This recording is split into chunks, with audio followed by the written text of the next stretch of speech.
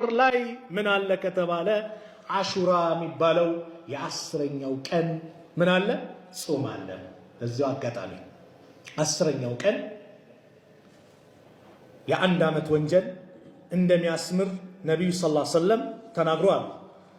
አብዱላህ ኢብኑ አባስ ረዲየላሁ ዐንሁማ ሲናገሩ አነ ረሱለላህ ሰለላሁ ዐለይሂ ወሰለም ቀዲመ አልመዲና ወደ መዲና ነብዩ ሰለላሁ ዐለይሂ ወሰለም ሲሄዱ ፈወጀደ አልየሁደ ወሲያመን የውመ አሹራ يهودوچن አገኟቸው ሲያመን የውመ አሹራ የአስረኛውን ቀን ሲጾሙ فقال لهم رسول الله የአላህ መልእክተኛ ነብዩ አለይሂ ሰላቱ ወሰላም አሏቸው ما هذا اليوم ይሄ ምንድነው ቀኑ الذي تصومونه የምትጾሙት አሏቸው فقالوا ኢማ ቀን هذا يوم عظيم በጣም ታላቅ ቀን ነው انجى الله فيه موسى وقومه موسانا ህዝቦቹን አላህ ያዳነበት وغرق فرعون وقومه فرعونና ደግሞ ህዝቦችን ያሰጠመበት ቀን ነው فصامه موسى ጾመውታል شكرا አላህን ለማመስገን فنحن نصومه እኛ ምን ጾመው ለዚህ ነው አሉ ይሁዶች فقال رسول الله صلى الله عليه وسلم የዚህ ጊዜ አላህ መልእክተኛ ነብዩ ሰለላሁ ዐለይሂ ወሰለም አሉ فنحن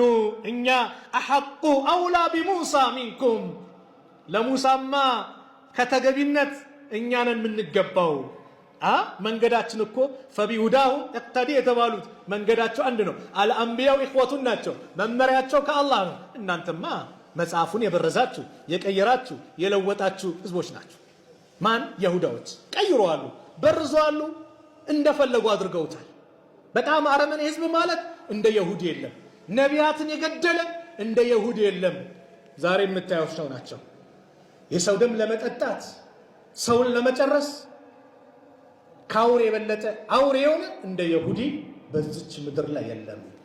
ሽራሩ ኸልቅላህ አላህ ከፈጠራቸው ፍጥረታት በጣም መጥፎ ተንኮለኛ እንደ ይሁዲ አታገኝም።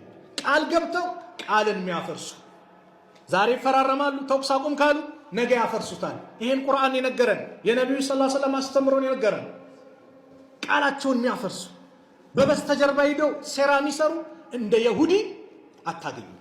አላህ ከነሱ ሴራ አላህ ይጠብቀን። እና ነብዩማ እናንተ ከለሙሳማ እኔ ቀርባለሁ አሉና ወአመረ ቢሲያሚሂ ነብዩ ጾሙ። የመጨረሻ አካባቢ ቀን ነበርና አስረኛው ቀን እንደው በሌላ ዘገባ ከናንተ መካከል ያልበላ ካለ ጾም ይቀጥል፣ የበላ ካለ ደግሞ ካሁኑ ምግቡን ያቆመና ምን ያድርግ ጾሙን ይቀጥል አሉ ነብዩ ሰለላሁ ዐለይሂ ወሰለም። ስለዚህ ጾም ነብዩ ሰለላሁ ዐለይሂ ወሰለም ተጠይቀው መጾም አለባችሁ ብለው ካዘዙ በኋላ አብዱላህ ኢብኑ አባስ አንድ ጥያቄ አቀረበ። ምን አይነት ጥያቄ? አንተ የአላህ መልእክተኛ ነብዩ ሰለላሁ ዐለይሂ ወሰለም አስረኛውን ቀን ጾመው ነበርና ወአመረ ቢሲያሚሂ በጾሙም ሲያዙ ፈቃሉ ያ ረሱላላህ አንተ የአላህ መልእክተኛ ኢነሁ የውሙን ይሄ እኮ ቀን ነው ተዓዚሙሁ አልየሁዱ ወነሳራ ይሁዶችና ነሳሮች የሚያከብሩት فقال رسول الله صلى الله عليه وسلم ምን ማለቱ ነው? ተመሳሰልን ከነሱ ጋር ያላቸው ነው። ረሱል ሰለላሁ ዐለይሂ ወሰለም ምን አሉ? فاذا كان العام المقبل ان شاء الله አላህ ብሎ የሚቀጥለው አመት ከደረስን ሱምና اليوم التاسع ዘጠነኛውን ቀን እንጾማለን አሉ። ምን ማለት ነው? ዘጠኝና አስርን እንጾማለን አሉ። የአላህ መልእክተኛ ነብዩ ሰለላሁ ዐለይሂ ወሰለም አልደረሱም። አጀላቸው ደረሰ፣ ወደ አኺራ ሄዱ። ለዚህ ነው አብዱላህ ኢብኑ አባስ ምን ይላሉ? ኻሊፉ اليهود وصوموا ታሲዓ ወልዓሽር ይሁዶችን ተቃራኒ ሆኑ ዘጠኝና አስርን ጾሙ አሉ። ስለዚህ ሁለቱን ቀን ምን አለው ከተባለ የአንድ ዓመት ወንጀል ያስምራል። ይህ ቀን ሙሳ አለይሂ ሰላም ድል ያገኙበት ቀን ነው። ፊርዓውን ያ ሁሉ ሴራ ሲሰራ ያ ሁሉ ነገር ሲያደርግ ሙሳ አለይሂ ሰላም የሁሉ ነገርን ተቋቁመው መጀመሪያ አላህ ስብሓነሁ ወተዓላ ፊርዓውን አንድ ሰው መናም መጥቶ ነገረው። ምን? ከዚህ ከበኒ እስራኤል አንተን ስልጣን የሚቀናቀን ሰው ይመጣል አለ። ምንድነው እሱ? ወንድ ልጅ ነው። ወንድ ነው? አዎ። ፊርዓውን ወንድ የተባለ በአጠቃላይ እንዲታረድ አዘዘ። ዩዘቢሁነ አብናአሁም ወየስተሕዩነ ኒሳአሁም ወንዶቻቸውን ያርዳል፣ ሴቶቻቸውን ይተዋል። ወንዱ ታረደ የሚያርሰው ውትድርና የሚወጣው እየጠፋ መጣ። አቤቱታ አቀረቡ። ምን? አረ ወንዶች ስራ የሚሰሩ እርሻ የሚሰሩ ምን የሚያደርጉ አለቁ። ስለዚህ ምን ተስማሙ? በዚህ ዓመት የሚወለደው የሚገደል፣ ቀጣይ ዓመት የሚወለደው ደግሞ ምን ይሁን የሚተው ተባለ። ይህ ህግ ከወጣ በኋላ የሙሳ ወንድም ሃሩን በማይገደሉበት ቀን ተወለዱ። ሙሳ ደግሞ በሚገደልበት ዓመት ላይ ተወለዱ። አላህ በነቢዩላህ ሙሳ እናት ላይ ዋህይን አወረደ። ልቧ ላይ ባህር ላይ በሳጥን አድርገሽ ጣዩ፣ ገመድ አድርገሽ ጡትም አጥቢው። ጨለማ ሲሆን ምን ሲል ትደበቅና እየሳበች ታጠጣዋለች፣ ጡት ታጠበዋለች። ፊራውን ምን ያደርግ ነበር ይባላል? ልክ አንድ ሴት ካረገዘች ወታደር ይመደባል። የምትወልደው ወንድ ነው ሴት ነው? ወንድ ከሆነ አንገቱ ነው የሚቆረጠው። ሱብሃንአላህ። ይሄን እያደረጉ ባለበት ሰዓት አላህ የፈለገ ሴራ ቢደረግብህ የፈለገ ጠላት ቢመጣብህ ወላሂ ታሪካችን ቁርአን ነው የሚያስተምረን። አላህ ይጎዳዋል ካላለ ወላሂ ማንም ሊጎዳ ጥፍርህን ሊነካ አንድ ጸጉርን ሊያነሳ የሚችል አንድም አካል የለም።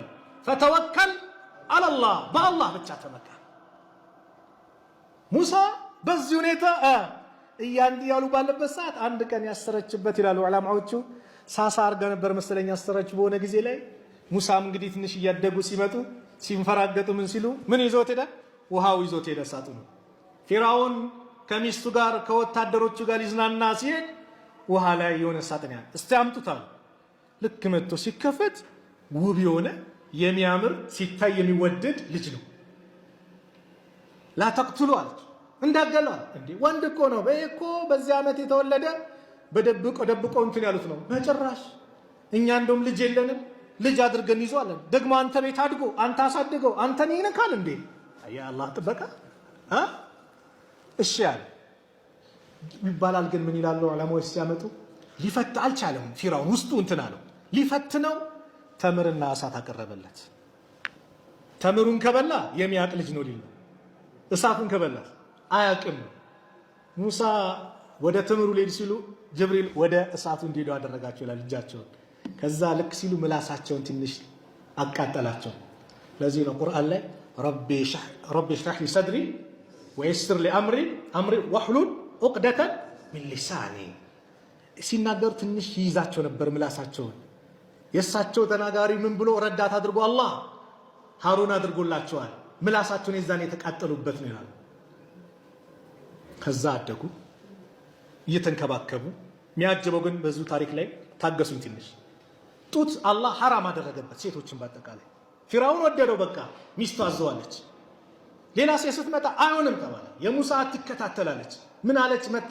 እንደ አንድ እናት አለች፣ አንድ ሴት ህፃናት ባጠቃላይ እሷን ጡት የሚቀበሉ እሺ የሚሉ ማናት? አስጠሪያ የሙሳ እናትን እኮ ራሱ እናት መጣች። ስትሰጠው ወሰደ። በይ እንግዲህ ይኸው እዚህ ነገር ይመቸሽ። አረ እኔ ትዳር አለኝ ምን አለኝ፣ ቤቴ ካልሆነ አልሆነ፣ ቤቴ ከፈለጋችሁ እንከባከብላችኋለሁ አለች። አላህ መለሰላት። ወደማ ወደ እናቱ እንመልስልሻለን ብሏት ነበር። ስታጠባ የፊራውን ልጅ ነው ተባለ። አራስ ምረቃም ይባላል አይደል? ፊራውን ጋር ለመወደድ ሁሉም ሰው የሙሳ እናት ጋር የሀዲያ አይነት የስጦታ አይነት ማምጣት ጀመረ። አላህ ባሪያውን በፈለገው መልኩ ይንከባከባል።